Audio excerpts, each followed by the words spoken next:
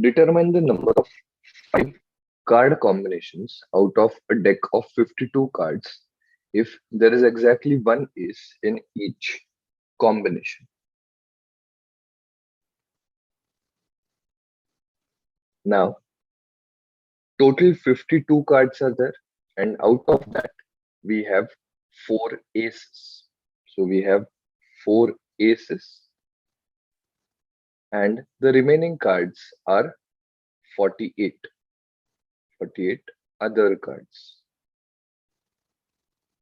Now, we want to select a total of 5 cards.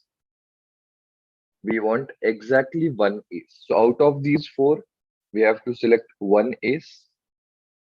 And out of these 48 other cards, we have to select 4 cards, which makes a total of 1 plus 4, that is 5. So we can do it in 4C1 multiplied by 48C4 ways. On solving this, we get the answer as 778320. So answer will be option D.